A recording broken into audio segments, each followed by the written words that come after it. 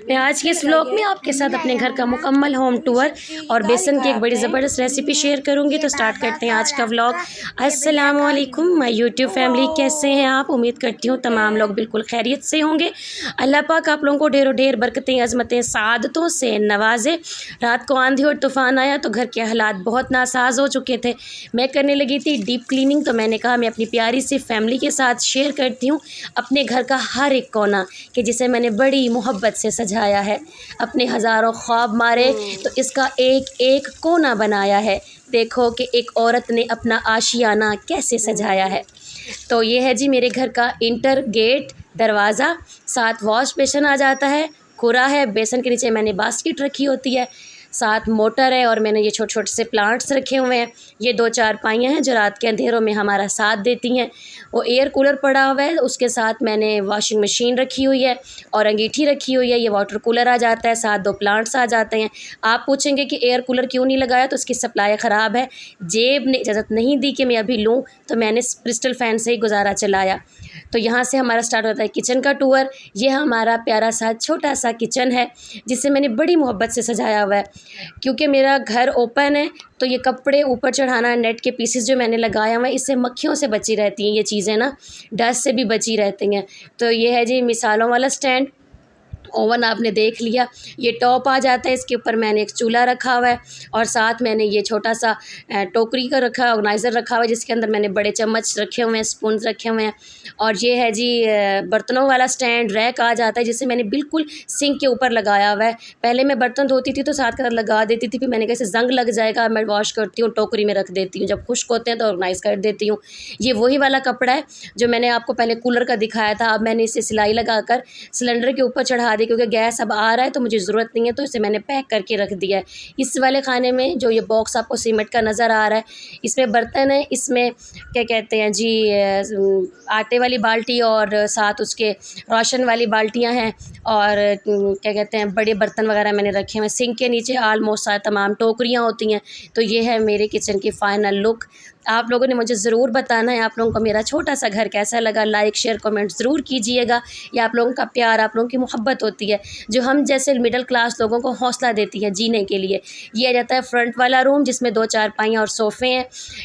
अम्मी के दामाद की जो हाइट है वो बहुत लंबी है, तो उन्होंने हाइट को मद्देनज़र रखते हुए चारपाइयाँ बनवाई हैं। और यहाँ पर ये मैंने कॉर्नर इस तरह से सेट किया है क्योंकि यहाँ पर हम नमाज़ पढ़ते हैं, कुरान पाक पढ़ते हैं, मैं बच्चों को पढ़ाती हूँ यहाँ बैठकर। तो ये बच्चों के लिए मैंने छोटा सा सेटअप बनाया हुआ है। और ये जाता है जी दरमियान के रूम का दरवाज़ा। इस पर्दे को मैंने खुद स्टिच किया है और ये साथ है जी चार्जिंग के लिए स्टैंड लगाया हुआ है मोबाइल का, तो उसके साथ मैंने नीचे तस्बीहां लटकाई हुई हैं। अब आगे चलते हैं तो ये आगे अगला रूम आ जाता है जिसकी इंट्रेंस पर जाते ही सबसे पहले सोफ़ा है। सोफ़े के साथ खिड़की आ जाती है और खिड़की के ऊपर मैंने 3 पर्दे लगाए हुए हैं। 2 जो हैं वो शमोसी के प्रिंटेड पर्दे हैं और एक नेट का मैंने लगाया हुआ है साथ। जब मुझे अंधेरा चाहिए होता है तो मैं पर्दे शमोस के कर देती हूँ और जब अंधेरा चाहिए होता है तो मैं नेट को यूज़ कर लेती हूँ। इस तरह से उल्टी लाइन हो गया पर अब कैरी कर लीजिएगा। और साथ ही फ्रिज है, उसके बाद सिलाई मशीन है, उसके बाद जी आ जाती है इसी स्टैंड और ये है अलमारी। क्योंकि यहाँ पर पहले पेटी थी और लोहे वाली अलमारी थी जो मैंने सेल कर दी और उसके बाद मैंने मियाँ से कहा कि मुझे इस तरह से कमरे की सेटिंग कर दें, तो यहाँ पर ये अलमारी बन गई। और इस कोने को मैंने कुछ इस तरह से सेट किया हुआ। ये मुझे हस्बैंड की तरफ से मूढ़े गिफ्ट मिले हैं क्योंकि मुझे मूढ़े बहुत पसंद हैं घर में। तो ये है जी सर अलमारी की फ़ाइनल लुक। ऊपर वाले बॉक्सेस में मैंने तमाम बिस्तर शिस्तर रखे हुए हैं, नीचे बच्चों की एक साइड है और एक इनके बाबा की और मेरी आ जाती है। इस तरह से इसे मैंने सेट किया हुआ है। और ये ड्रेसिंग इनके बाबा का है। इस रैक में वो अपना छोटा मोटा सामान रखते हैं, साथ उन्होंने अपने कंगों के लिए एक स्टैंड रखा हुआ है जो पहले उस ड्रेसिंग पर था, आज मैंने इधर कर दी क्योंकि यहाँ के कंगे बहुत गुम होते हैं। तो ये बच्चों के लिए मैंने सेटअप बनाया हुआ है। हर माँ, हर औरत अपने घर को सजाती है। और इस कोने में मैंने नीचे मुड़ा रख के एक स्टैंड रखा हुआ है और जिसके ऊपर मैंने एक फ्लावर का प्यारा सा वॉल रखा हुआ है। ये बेड है, बेड मेरा नहीं है, ये मेरी अम्मी का है। मेरा फर्नीचर अभी ससुराल है, जब आएगा तो वो भी आप लोगों के साथ शेयर करूँगी क्योंकि मैं सेपरेट हूँ मुल्तान में, तो इस वजह से ससुराल शेखुपुरा का वहाँ से सामान यहाँ लाना बड़ा मुश्किल हो जाता था, तो यहाँ पर मैंने दोबारा से अपनी सेटिंग की है। और ये है जी मेरा छोटा सा स्टोर, क्योंकि घर में स्टोर नहीं है तो चारपाइयों के नीचे ही मैंने स्टोर बनाया हुआ है जिसके नीचे टेची और बक्से वगैरह पड़े हुए हैं। वैसे मुझे ज़रूरत नहीं है टेची बक्सों की, लेकिन उसमें भी बहुत सारा सामान उन्होंने उन्होंने अपने अंदर महफूज किया हुआ है। तो इस तरह से जी मैंने अपने घर को सेट किया हुआ है। अगर कमरे से खड़े होकर देखें तो सहन का व्यू कुछ इस तरह का आता है। बच्चे खेल खेल के थक चुके थे तो चारपाइयों पर लेट गए।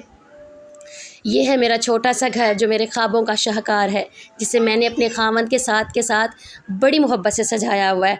अब आते हैं अपनी रेसिपी की तरफ। तो ये था जी बेसन। बेसन के अंदर मैंने प्याज बारीक बारीक काटे, हरी मिर्चें, हरा धनिया काटा, खुश्क मसाला जात डाले जिसमें ज़ीरा, सूखा धनिया, लाल दड़ा मिर्च, कुटी हुई मिर्च। उसके बाद जी मैंने इसके अंदर ना क्या कहते हैं अनारदाना डालने के बाद मैंने इसका पेस्ट बना लिया। अपनी जैसे आप बनाना चाहें, जितना आप लेना चाहें। मैंने तो चाय वाला मग लिया था और उसके साथ मैंने इसे डाला है। तो मैंने इसे फैला देना है हाथों की मदद से और ये बड़ी प्यारी किस्म की एक रोटी तैयार हो जाती है। आप यकीन माने ये इतनी मज़े की बनती है ना, जब आपको समझ ना आ रहा हो कि क्या खाना और दिल चाहे कि कुछ चटपटा, तो बस फिर ये बेस्ट ऑप्शन है। तो आप लोगों ने ज़रूर ट्राई करना है कि कैसी बनती है और कैसी लगती है। साथ इसके आप रायता बनाएं, मीठी चटनी बनाएं केचप के साथ, या आप इसे मायोनीज़ केचप के साथ ऊपर आप डालें और इसे मज़े से खाएं। ये बहुत मज़े की लगती है। तो बस फिर मैंने बच्चों को ये बना कर दिया। जैसे ही मैं खाने से फ्री हुई तब तक नमाज का भी टाइम हो चुका था, नमाज अदा की और ढेरों ढेर दुआएं मांगी अल्लाह पाक से। आप लोगों ने मुझे बताना है कि आज का व्लॉग आप लोगों को कैसा लगा। अल्लाह अल्लाह के रसूल की ढेरों ढेर बरकतें आप लोगों का साथ देती रहें। स्टार्ट में मैंने हसन रियान की आपको मेहंदी भी शेयर करवाई थी। जब माएँ कोई काम कर रही होती है तो बच्चे देख कर ज़रूर करते हैं। मेरा काम है मेहंदी लगाना, तो मेरे बच्चे देखते हैं तो वो भी आगे से वैसे करने की कोशिश करते हैं। बच्चों को करने दिया करें, बल्कि उन्हें अप्रिशिएट किया करें कि बेटे आप बहुत अच्छे लग रहे हो करते हुए ना। तो हमारे बच्चे हमारी कुल कायनात हैं और ये कुल कायनात हमारे साथ रहेगी तो हमारी कायनात और ख़ूबसूरत रहती है। अल्लाह पाक तमाम के बच्चों को अपनी सेहत वाली लंबी ज़िंदगी अता फ़रमाए। हर माँ का सीना ठंडा रहे। हर माँ को अल्लाह पाक अपने औलाद की ढेरों ढेर खुशियाँ अता फ़रमाए। ये थी इसकी फ़ाइनल लुक। आज तक के लिए इतना ही। अपनी दुआ में याद रखिएगा। अल्लाह हाफ़िज़।